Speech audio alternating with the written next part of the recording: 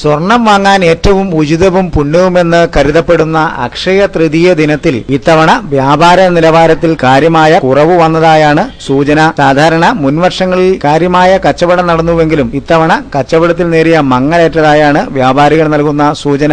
കുറവലങ്ങാട് മേഖലയിലെ പ്രധാന സ്വർണ്ണ വ്യാപാര സ്ഥാപനമായ കളപ്പുരയ്ക്കൽ ജുവലറിയിൽ ഇന്നലെ മുൻവർഷത്തോളം തന്നെ വ്യാപാരം നടന്നതായാണ് ഉടമ വ്യക്തമാക്കുന്നത്. അക്ഷയ തൃതീയ ദിനത്തിൽ സ്വർണ്ണക്കടകളിലെത്തിയ ആളുകളുടെ എണ്ണത്തിൽ കാര്യമായ വർധനവ് ഈ വർഷം ഉണ്ടായിരുന്നതായും വിലയിരുത്തപ്പെടുന്നുണ്ട്. എന്നാൽ കഴിഞ്ഞ വർഷത്തെ അത്രയും അളവിൽ സ്വർണം ഇത്തവണ വിറ്റഴിക്കാൻ കഴിഞ്ഞില്ല എന്നാണ് പലരും പരിതപിക്കുന്നത്. ബഹുഭൂരിപക്ഷം കടകളും കച്ചവടം കഷ്ടിച്ച് കഴിഞ്ഞ വർഷത്തോളം എത്തിക്കാൻ കഴിഞ്ഞുവെങ്കിലും അതിന്റെ മുൻവർഷങ്ങളുടെ ഒരംശം പോലും എത്തിക്കാൻ കഴിഞ്ഞില്ല എന്നുള്ളതാണ് സ്ഥിതി. അക്ഷയ തൃതീയ ദിനത്തിൽ നാമമാത്രമായി സ്വർണം വാങ്ങി സന്തോഷം പങ്കിടുന്നവരായി മാറുകയാണ് ഉപഭോക്താക്കൾ എന്നുള്ളതാണ് ഇപ്പോഴത്തെ സ്ഥിതി. മുൻകാലങ്ങളിൽ സ്വർണ്ണ വ്യാപാരത്തിന് ഏറ്റവും പറ്റിയ ദിനമായി അക്ഷയ തൃതീയ ദിനം തിരഞ്ഞെടുക്കുകയും കാര്യമായ സ്വർണ്ണ കച്ചവടം നടത്തുകയും ചെയ്തിരുന്നതാണ്. എന്നാൽ ഇത്തവണ നാമമാത്രമായി സ്വർണം വാങ്ങി തൃതീയയുടെ പുണ്യം കൈപ്പിടിയിലാക്കുക എന്ന ലക്ഷ്യം മാത്രമായിരുന്നു പലർക്കും ഉണ്ടായിരുന്നത് എന്നാണ് വിലയിരുത്തലുകൾ ഉയരുന്നത്.